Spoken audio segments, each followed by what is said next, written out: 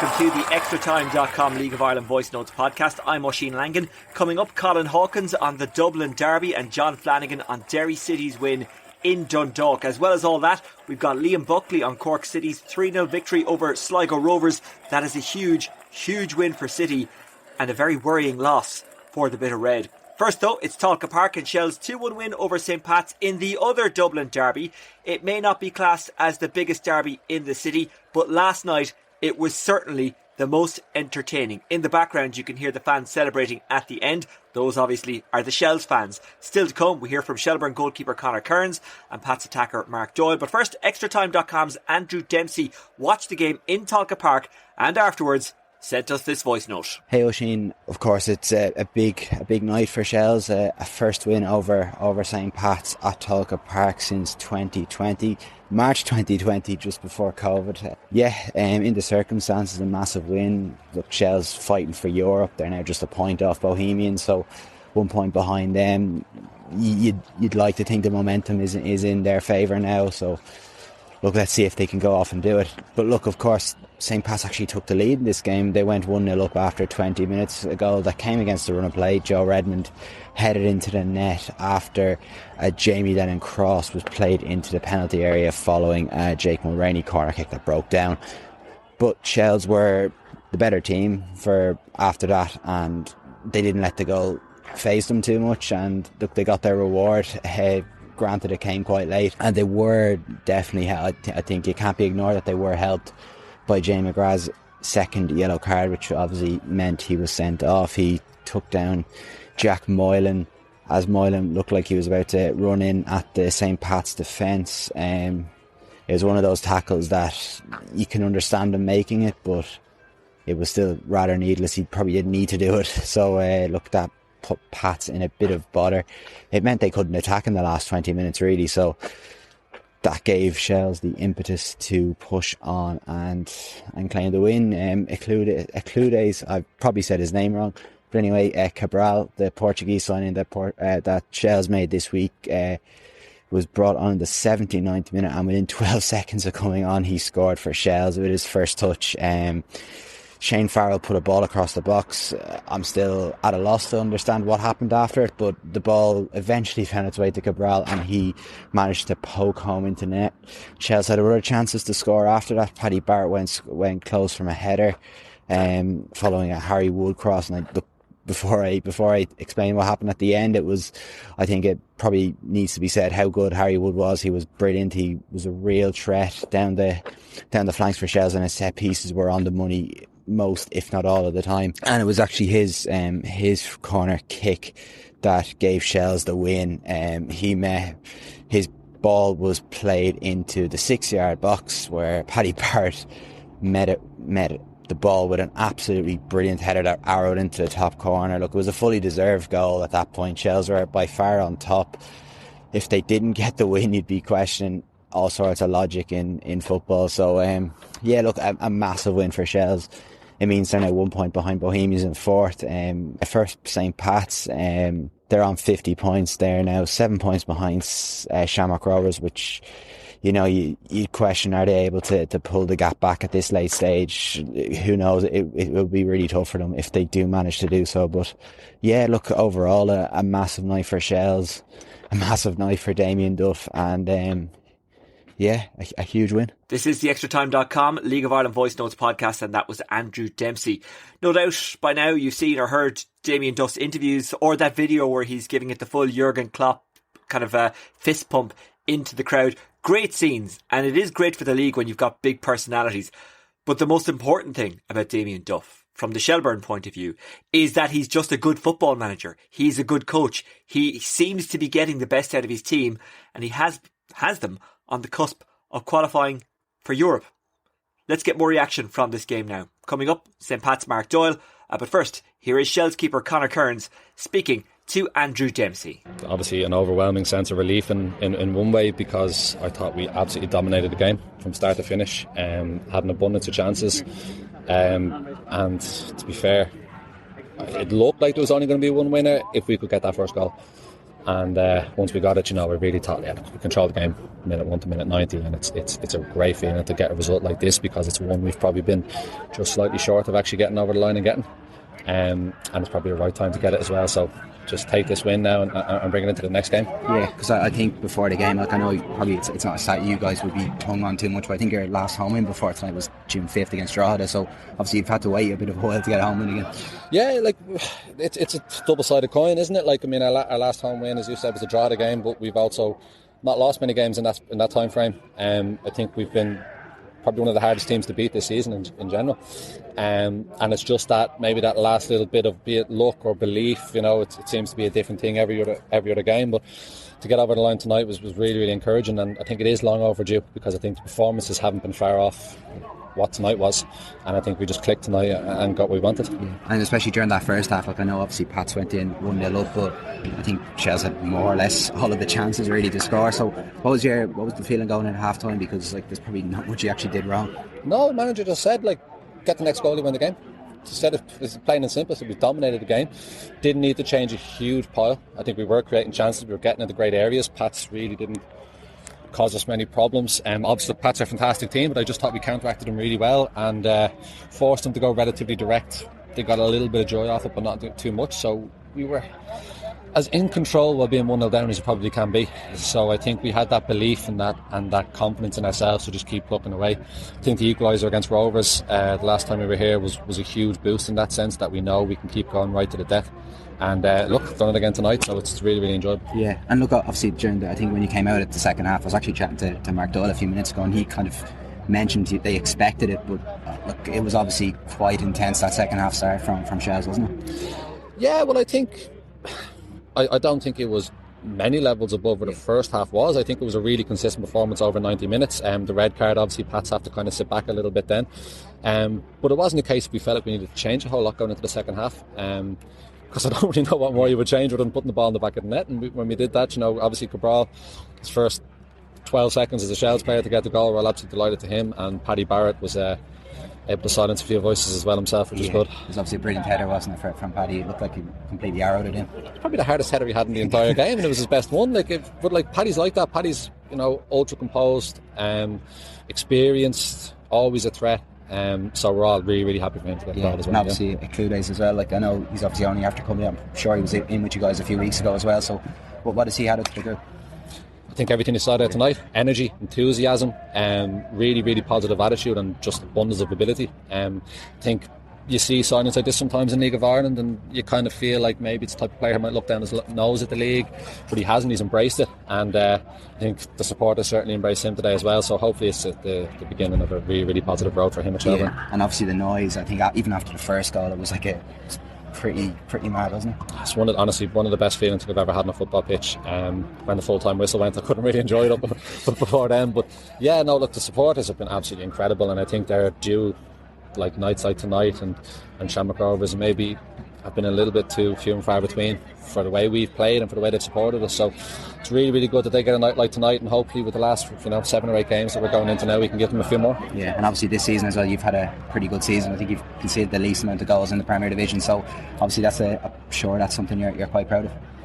Yeah, well, I think it's a group effort. I think defensively we have been fairly resilient. I've said it before that even you look at tonight, I probably didn't have anything to do really. Didn't have a whole pile to do, and that's the case most weeks. So I'm fairly well protected, and just I can't come up with the moments when they arise. Obviously, look, wasn't able today, but the lads turn around and get a win. So it's obviously it's a nice statistic to have, but it's one we want to hold on to for the last few games. Yeah, and just lastly, look, I know where you are in the table now. I think you're 1 point off Bowls in fourth. So look, you're in a pretty good spot heading into the last few weeks. I know you don't have the cup to look forward to, but at least you have the league, and you can go and do a lot of things in the league, really. Yeah, if we take it a game at a time. I know it's an old cliche, I know it's a fairly obvious answer, but if you start, I know the manager said we are sort of dreamers. We do kind of, dream of probably things that people didn't expect of us. But now it's a case of fully focusing on each game as it comes. There's a lot of focus on this game tonight, and you see the rewards that you get and the performance you get. So, yeah, look, we're fully aware of the position we're in. We're fully aware that we can go and maybe upset the apple cart a little bit, but that's going to have to be a case of being professional in the next game against Cork and then taking the next game as it comes. This is the ExtraTime.com League of Ireland Voice Notes podcast, and that is Shels keeper Conor Kearns speaking to Andrew Dempsey. There were doubts about Kearns following his performances for Galway last season, and I think maybe those doubts stemmed directly from the playoffs, where he had a bit of a disaster against Waterford, but all of Galway were poor that night, and maybe he was focused on, because when keepers make mistakes, well, they're a lot more obvious. Anyway, he has had a very fine season so far. It was joy for Shels, it was sorrow for St. Pat's. Here is their attacker Mark Doyle speaking to ExtraTime.com's Andrew Dempsey after the game. Yeah, we're really disappointed. I think we were in control of the game. They had a good bit of possession, but I think we were quite on top, comfortable in the position with 1-0 up, and then obviously the sending off. It's given them the impetus, but we should have played better with 10. We don't have to completely probably drop off as much as we did, but we can probably be a bit more composed with 10 on the ball. Yeah, I know during that first half, I know Shels had their chances, but obviously you did look a threat when you went forward. So to go in 1-0 up at half time, look, I know it's probably irrelevant saying it now, but obviously it's probably a decent, probably a fair enough result at that stage, isn't it? Yeah, I think so. I think when teams have the ball against us, sometimes we do have a good shape and we can try and break on them then, but it was decent at half time, but we were thinking just go on and do the same thing again, but obviously the circumstances changed in the game, and just really disappointed in the end. Yeah, so I know when Shels came out in the second half, they obviously came at you quite strong, so did you expect that at the time? Yeah, of course. They were 1-0 down, so they were always going to come out. We thought they were going to come out at the start of the first half as well, flying, and they did. And they're full of energy, and we matched them. We really did. We matched them, and obviously then just second half was disappointing just the way it went. Yeah, and obviously look, at least you have I know these games are coming thick and fast now, but obviously you have a game next week to at least bounce back and recover. Yeah, I think it's actually international next week, and then after that I think it's the quarter final, if I'm not mistaken. So huge game, and we just have to react, because obviously we're all disappointed in there, and results tonight obviously didn't go our way either, so we have to bounce back. We've still got loads to play for. We've got the cup obviously away at Finn Hearts, which is going to be a tough game, and then obviously we've big league games then as well, and obviously we're further behind now after tonight, but all you can do is do what we're doing and show up and try and get 3 points. This is the ExtraTime.com League of Ireland Voice Notes podcast, and that was Mark Doyle of St. Pat's following their loss to Shels at Talca Park. At Tallaght Stadium, Lee Grace, Ronan Finn and Neil Ferrugia all scored as Shamrock Rovers beat Bohs 3-0 to remain 7 points clear. After the match, I caught up with former Bohs and Shamrock Rovers defender Colin Hawkins, who also of course played for St. Pat's and Shels as well, and I asked him what he made of the game. Hi Oisin, an extremely professional performance from Shamrock Rovers from start to finish really. They dominated possession, 3 good goals they scored, strength and depth off the bench is incredible, so real professional performance, and Bohemians would be disappointed with their performance. That they never really showed up, to be honest. Almanis actually didn't have a save to make in the game. They probably had a couple of penalty appeals they could look back on Bohs. I didn't think there were penalties myself, but again, a really professional performance, and with 7 games left, a 6-point lead for Rovers looks very strong for them. I think overall it was just an utterly dominant performance by Rovers. They're the likes of Richie Towell, Graham Burke, Ronan Finn was outstanding, getting himself a goal before he came off late in the game. So overall, Rovers really dominated the game. I'd be very disappointed with Bohemians defensively, from the goalkeeper, centre backs. If you look at the goals individually, they could have done a lot better. So I'm sure Declan Devine will look back on them goals, and they still have a lot to play for with the FAI Cup, and they're still chasing that place in Europe. But for Rovers, they march on. They have a 7-point lead. Actually, I think I said 6 earlier, but they have a nice lead. I know they play Derry again, but that's the best performance from Rovers in a number of weeks. They looked really solid at the back. Lee Grace was immense. Got man of the match on the television, and rightly so. Got a really powerful header, but again, from a set play from Marcus Poom from a corner, Bohs did not defend us. I thought Talbot could have come for us, or the centre half. I think it was Radkowski could have done a bit better. It was really left with a free header for Grace, which was the opening goal, and that was just before half time. And then Rovers came out. Bohs started the second half quite well actually, but then Rovers kicked into gear. Ronan Finn scoring with his weaker left foot, And then Neil Ferrugia only on the pitch again. He scored with his weaker foot on his right, where he cut inside and just placed it into the top corner. 2 outstanding goals in the second half. So totally dominant performance from Rovers, and they look like they're out of Europe, they're out of the cup. Their full focus is on winning the league, and I cannot see anybody stopping them. I really can't. I know they play Derry soon, but very strong. I'm glad you addressed the penalties in there, because I saw, Bulls fans in particular, on social media while the game was going on last night, saying that there was definite penalties, but you have just said it there that you don't think there were penalties. Colin, this must say an awful lot about Stephen Bradley as a manager, and indeed the coaching group, that they've taken big blows, they have been questioned. I don't think anyone will feel sorry for them given the size of their squad, but they have had big injuries. So, it says an awful lot about him as a manager that he still has them in the position they're in, 7 points clear and looking good. Yeah, 100%. Stephen Bradley, I mean, he's going to win 4 titles in a row by the looks of it, and he deserves all the credit, him and his backroom staff there, Glenn Cronin, Steve McPhail, etc. So they've been outstanding. If they do pull off 4 in a row, it's a serious achievement. The strength and depth they have in the squad, nobody else in the country can match it. I'm looking at it tonight. You've got the likes of Trevor Clark, John Kenny, Neil Ferrugia coming off the bench, young Darren Nugent as well.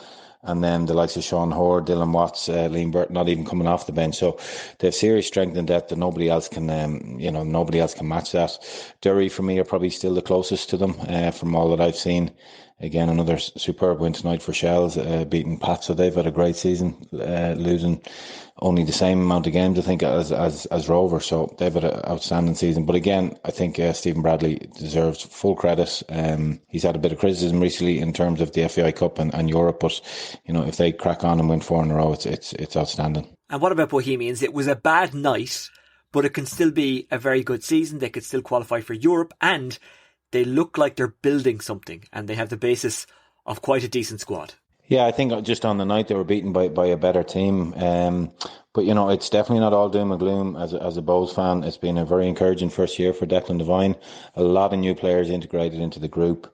They've 7, let's call it 8 cup finals left. They've got 7 league games, and then their massive game in 2 weeks, which will be a really tricky cup tie up in Drogheda. That will not be easy. But again, I'm sure the Bows fans would love a trip to Aviva. So that's a huge game for the club. But I think Rovers are just that little bit further ahead of most teams because they're so organised. There's so many players that have been there, multiple league winners that have been around for years, where all your other teams, your Pats, your Shels, your Dundalk with Stevie O'Donnell, with Derry as well, with Rory Higgins, they're all still building, trying to catch Rovers. And that's it. They're just a little bit off. I think tonight defensively they were definitely very poor around central defence, and goalkeeper didn't have their best night, I think. But again, lots of positives. They've Afolabi has a great season. Dylan Conley, they've Flores delivery. They've a lot of positives there going forward. So not all doom and gloom for Bows, certainly not. Colin Hawkins, thank you very much for joining us on the Extra Time League of Ireland Voice Notes podcast. No problem at all, Oisin. Thanks very much. This is the ExtraTime.com League of Ireland Voice Notes podcast. I'm Oisin Langan, and at Turner's Cross, City narrowed the gap on 8th place Sligo Rovers to just 3 points with a 3-0 win over the Bit of Red. Rory Keating with a hat-trick for City, and given what he has been through in recent weeks, I don't think anyone would deny him moments of joy. You could see what the goals meant to him, and his teammates got that as well, as did the supporters. Everyone got behind Rory, who's had a really, really tough time, and we're still thinking of Rory. It will be tough for a while. I mean, anyone who's gone through what he's gone through knows that losing a parent in any circumstance is tough, particularly the way Rory lost his. But a good night for him last night on the pitch, and he showed the class that he has been showing all season for City. After the game, City stand-in boss, caretaker boss, sporting director Liam Buckley spoke to us about the performance, what the 3 points mean, and of course about Rory Keating. Look, we're delighted obviously with the win. It's vital for us to go 9 points off them. Would have been a big step to try and catch them with 8 games to go or 7 games to go. Now it's in the mix, but listen, we're still in a spot of bother here. We still need to eke out results right through the end of the season. So what those results and where they're going to be, I don't know. But we've got to fight and scrap like we did tonight, to make sure that we give ourselves a chance. As I say, it will go to the wire of a feeling, kind of way. And I've no doubt they have a lot to play for. We have a lot to play for. So we've got to make sure every game we're right in the coal face. Yeah, like since I've been here, we've been to bottom 2, kind of way. we've got to within 3 points now, getting out of that trouble. So with 7 games to go, we just got to keep feet in the ground now. Great win tonight. We just got to look at the next game, which is the cup game week after next, and then back into the league and see where we go. But we've points to pick up. We're still, as happy as we are with some of the aspects of the game tonight. Is there improvement? Yes, there is. Some of the lads, as well as 1 or 2 of the new lads that we have in fitness-wise, they'll be better for that match tonight because they're putting a big shift and whatever. So we just got to keep our feet in the ground and push on. Yeah, well, I'm delighted for both ends. It is important to keep a clean sheet and just getting the habit to keep a clean sheet. Like I thought Kane and Josh did really well at centre back, 2 of them. All back forward. They all worked extremely hard tonight. We did limit them to not a huge amount. They got 1 or 2 chances, I think, when we were 3-0 up, but other than that, I don't think there was too much we had to worry about. But it was key, the goals, and in fairness to Rory, keeping 3 superb goals from wherever. I know one was a penalty, but none of that. The other 2 where he worked them well and finished well. As a striker yourself, what did you take from those 3 finishes? I was delighted for him. Like, ironically, we were talking about it in training yesterday. As a forward, you can go, and sometimes you get 5 chances, you get 1 goal. Sometimes you get 4 chances, you get none. Then you go next week, you get 3 chances, you get 3. And you can get 2 and whatever. But the key on it all is that you get chances. You need to get up. You need to get chances to score goals. That's what forwards do. Having been one, that's what you get paid for. That's you need to get chances. But we need players to create chances, and then you have to create them yourself. Like he was one he ran through himself and finished up well. But his work rate was good tonight. I'm just delighted for him overall with what's gone on in the past. The tragic accident happened up in Sligo when we were up there, and he was quite emotional about it. And I think all the lads appreciated the whole situation, whatever. But it just marries into a great victory for us to see him. This is the ExtraTime.com League of Ireland Voice Notes podcast. Let's go now to Oriel Park, where Brian Maher had a wonder performance as Derry City overcame Dundalk 3-1. Watching for us was former Dundalk defender John Flanagan, and afterwards, from the passenger seat, I should clarify, he sent us this voice note. All over here in Oriel Park, and it's Derry City who emerge victorious in a 3-1 scoreline and take all 3 points up the road home to Derry. It all started off in the first half that was lacking a lot of quality. Derry City didn't really perform to their own high standards. Dundalk actually had the better opportunities in the first half. A couple of good saves from Brian Maher, from Sam Durant and Darrell Horgan. But just before half time, good work by McMullen, who was excellent in the first half, fed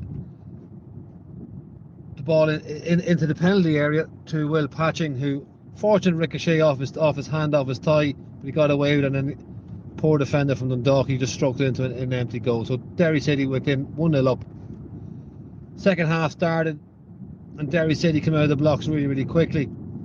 Again, it was a good ball in from McMullen. Again, found Patching, who took an excellent touch on the edge of the box and skipped by the Dundalk defence. Good save by Shepherd, but the ball dropped to Ben Doherty, who finished to an open goal at 2-0. And it was only when Dundalk fell 2-0 behind that they really lifted it, started really pushing Derry back and started playing with a bit of intensity and a bit of passion to their play. And Derry then had Brian Maher to thank on numerous occasions. He made 4 or 5 fantastic saves to keep them in it. A couple of notable ones from Muli Koku and a ricochet from Shane McElhenney's clearance. Ila Koku then rattled the crossbar when the Dundalk were really, really chasing the game. But once again, it was a lapse in concentration from Dundalk, and Will Patching again danced inside the penalty area, and Dan Kelly, with a very, very poor challenge, gave away a penalty. 3-0. Then Dundalk finally got a consolation goal deep into injury time when they got a penalty, which was consoled by Pat Hoban. So Derry City got all 3 points. Didn't play particularly well, but they're the ones that when you're looking to push on and win a league, you need. So well done, Derry. This is the ExtraTime.com League of Ireland Voice Notes podcast, and that was former Dundalk defender John Flanagan, who sent us a voice note. He was obviously on commentary duty for LMFM and LOI TV as well. Right, let's go through the results. Just to remind you, I'm sure if you care that much, then you already know what they are. In the Premier Division, Cork City 3, Sligo Rovers 0, Dundalk 1, Derry City 3, Shelbourne 2, St Pat's 1, Drogheda United 3, UCD 0, and Shamrock Rovers 3, Bohemians 0. If you haven't seen Kyle Robinson's wonder goal, by the way, from that Drogheda United game at Weavers Park, then you do really need to check it out. Go to the Drogheda social media channels or the League of Ireland social media channels, and it is there. An absolutely wonderful goal. In the First Division, Kerry FC 1, Bray Wanderers 3, Waterford 1, Athlone 2, Wexford 1, Finn Harps 1, Cove Ramblers 1, Treaty United 0. Let's go through the tables. Shamrock Rovers on top in the Premier Division on 57 points. Derry City second, but with a game in hand on 50 points. St Pat's third on 50 points. Bohemians fourth on 47 points. Shelbourne fifth on 46. Dundalk sixth on 43. And all of those teams, with the exception of Derry, have played the same amount of games. Drogheda 7th on 35. They're looking safe enough. Sligo Rovers 8th on 30 points. Cork City just behind them in 9th on 27 points. And UCD 10th on 10 points. It looks like they are down. Let's go through the First Division table. Galway United on 73 points. That's 15 points clear of Waterford. And Galway have a game in hand. Waterford in second on 58. Cove Ramblers third on 45. Athlone fourth on 43. And Wexford fifth on 39. So 4 points shy of the playoff spots are Bray on 6th place. Longford Town are 7th. They're on 34 points. Treaty United 8th on 34 points. A great draw for them during the week. They came back from 2-0 down to draw 2-2 with Waterford, but it's wins they need at this stage. Finn Harps second from bottom on 9th, second from bottom in 9th on 30 points. There we go. And Kerry FC rock bottom on 7 points. Now, these games may well be underway by the time you listen to the podcast. They might even be over, but let's go through them anyway. In the Women's Premier Division, Shels take on Athlone, Bows take on Galway, DLR Waves up against Peamount, Cork City meet Shamrock Rovers, and Sligo Rovers play Wexford. Those games on this afternoon and this evening as I speak on Saturday. The Shels game off at 2, the Bows game off at 3, DLR Waves kick off at 4, Cork City and Rovers kick off at 5. And at 7:35, it's Sligo Rovers taking on Wexford Youths. Galway United play that game in hand. Tonight they're up against Longford Town. Longford could do with the win there as they chase the promotion playoff spots. Well, that's it from myself, Oisin Langan, and all the extratime.com team. A very special word of thanks to Mark Rodden, who helped us out last night. Just because you don't hear someone on the show doesn't mean they don't help you out. Aoife Mullen, who also was watching in Oriel Park and was full of praise for Brian Maher, but did actually give Dundalk credit for a good performance. And I've seen comments that Stephen O'Donnell thought it was a good performance despite the fact that they lost. Apparently, and I'll say it again, Brian Maher was just in absolutely inspirational form. It's an international week coming up, a huge week for the Republic of Ireland. They take on France at 7:45 in Paris on Thursday night. Then on Sunday, we welcome the Netherlands. A very difficult international window, it has to be said. On Friday night, the Euro Under-21 2025 qualifiers are on. Ireland hosting Turkey in Cork, and in that same group, Latvia are up against Italy. There are games in the First Division next Friday night. Kerry take on Longford, Treaty meet Wexford, Bray take on Galway, and Finn Harps meet Waterford. It's a huge, huge game for Bray. They need wins if they're to have a chance of making the playoffs. That's it from myself, Oisin Langan. As always, you can contact me through Twitter at Oisin Langan. You can get Extra Time on at Extra Time News. And of course, if you want to check out any of the match reports from last night, Friday night, or the pre-game stuff ahead of the Women's National League today, or the post-game stuff, all the match reports and all that, you can do so through extratime.com. Until next time, take care. We'll see you soon. Good luck. Bye-bye.